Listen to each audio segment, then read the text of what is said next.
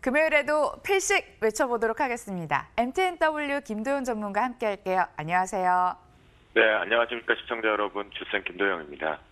위안화 고시 환율이 7위안을 넘어서는 등 이 악재가 없는 건 아니었지만 저가 매수가 들어오면서 코스피 코스닥 오랜만에 반등에 나서줬습니다. 다음 주도 이 좋은 분위기 이어질까요? 네, 그 부분이 매우 또 중요하겠죠. 금요일장이다 보니까. 일단 오늘은 시장을 좀 즐기셔도 되지 않을까 싶습니다.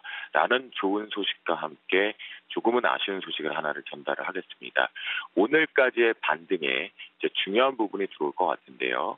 이 부분의 반등 속에서 코스피 시장 먼저 말씀 좀 드리겠습니다. 맥스 부분까지 오늘 사실은 어제 조금 공격을 해줬으면 했는데 어제 기관 쪽에서 막판에 다시 한번 매도 물량 부분이 현금 물량들이 출회가 됐습니다. 현물 쪽에서. 그래서 이 부분에 오늘 1960까지 돌파는 좀 어려울 것으로 판단이 되겠고요. 1945포인트 제가 앞에서 일봉상에 얘기를 드렸죠. 1903포인트가 이탈하는 자리에서 공포적으로 주식 비중을 늘리자. 라고 말씀 좀 드렸습니다. 그리고 반등이 왔는데 반등치가 좀 약하죠. 그래서 1946포인트 코스피 관련 쪽으로는 올라오는 부분에 다시 늘렸던 주식 비중을 트레이딩 관점의 20% 상승 부분 종목별 조금은 비중을 줄이자, 현금 비중을 늘리자. 라고 다시 한번 보수적 관점으로 전환을 하겠고요. 두 번째 코스닥 쪽 시장 쪽에서 보시면 여러분들한테는 매우 중요한 것 같습니다. 왜냐하면 이번에 540포인트를 살짝 강력하게 지지를 하고 아랫꼬리가 매우 강하게 올라왔습니다. 그런데 중간 쪽에서 놓고 판단을 해보면 밑에가 제가 552포인트를 말씀드렸는데 밑으로 급락이 나온 다음에 브레이크가 걸렸지만요. 537, 546포인트 정도만 기억을 하시면 됩니다. 앞으로 그 부분이 강력한 지지선이 될 경우에 시장은 강한 상승세 쪽으로 완전히 전환된다라고 바라보시면 좋겠고요. 코스닥 역시 마찬가지입니다. 그런데 오늘 코스닥은 여기까지는 공격을 해볼 필요가 있겠습니다. 여러분들과 제가 생각하는 600 고지라는 표현이겠죠. 처음에 우리가 600을 깰 경우에 퉁 하고 걸렸다 내려갔다가 올라올 것이다라고 표현을 드렸는데요. 일봉상에도 보시면 이 부분이 요날 하나 공격이 됐던 거죠. 여기죠. 그거 조금 더 확대를 해보면 그렇죠. 여러분들께서 이 부분에 잘 기다리시고 버텨주셨는데 이 600포인트의 능선을 그냥 너무 쉽게 깨버렸다라는 겁니다. 그런 부분 때문에 기술적 반등 부분이 600포인트 정도에 걸려 있으니까 여기도 역시나 기술적인 반등을 이용해서 주식 비중을 조금 줄입니다. 그 이유는 다음 주 부분에 이 실제적으로는 정치적인 부분 우리가 사드 보복 솔직히 좀 불편하지 않습니까? 아마 주말에 이 이슈가 가장 도배가 될 것으로 판단이 됩니다. 그러면 앵커님께서 얘기해준 바와 마찬가지로 7위안이 이제 공식화돼 버린 거죠. 그런 부분에 우리나라가 다행히도 공식화되는 역의 위안화 시장 부분 말고 공식화됐을 때 다행히 우리가 1220원의 원달러 환율이 추가적으로 제한이 걸렸다라는 겁니다. 그렇다고 한다면 이제 중요한 포인트겠죠.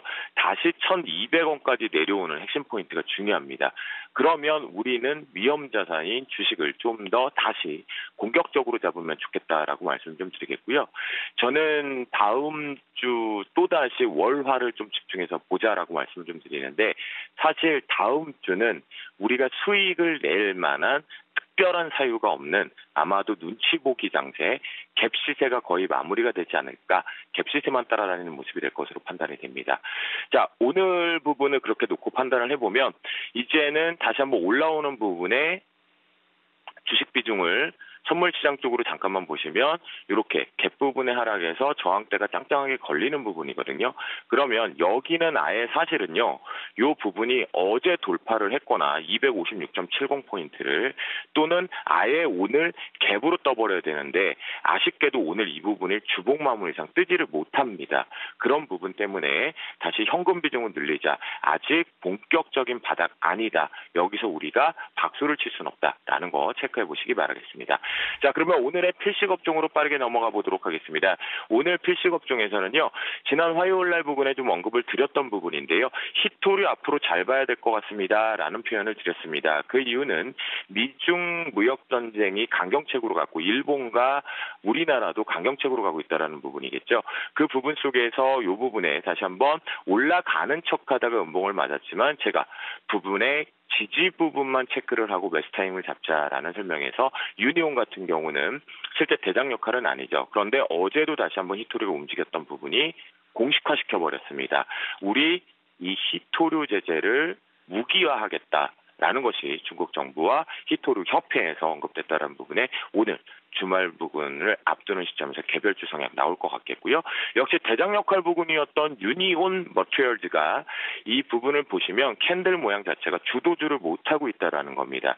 그 얘기는 일본 제재 쪽으로 자금력들이 확산됐기 때문이겠죠. 이제 일본은 순환매 쪽으로 외국 테매가 돌아가고 있다라는 부분이죠. 화장품까지 갔기 때문에 다시 한번 화장품 쪽에 오늘 슈팅 그리고 이 히토류 동반해서 간 다음에 다시 모나미라든가 신성통상 의료 쪽으로 가듯이요.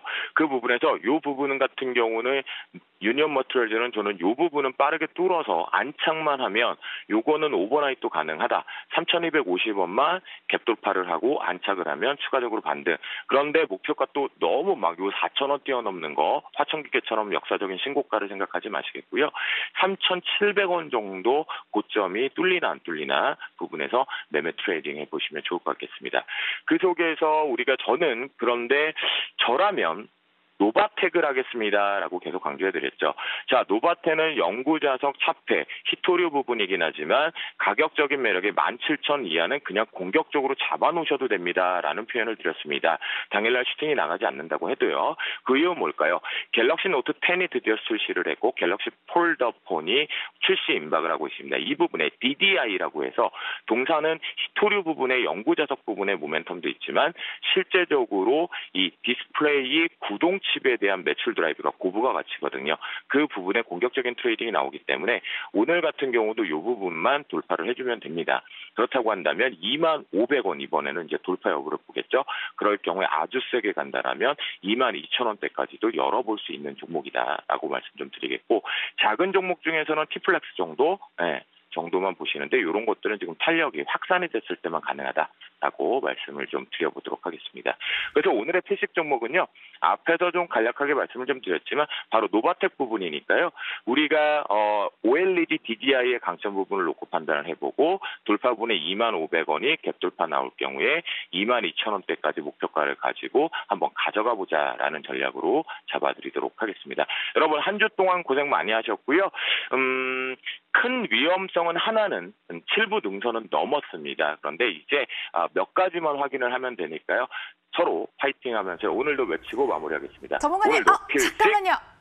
필식 네. 외치기 전에 질문을 하나 드리도록 하겠습니다. 어제는 네. 일본 수출 규제 완화 분위기로 인해서 국산 소재주가 혹여나 또 열기가 식지 않을까 우려감도 있고요. 애국 테마주도 이제 숨을 고르지 않을까라는 얘기가 있습니다. 특히 이 애국 테마주는 200% 가까이 오른 종목들도 있잖아요. 네네. 그런 관점에서 봤을 때 이제 종목별 차별화 장세가 본격적으로 나타날까요?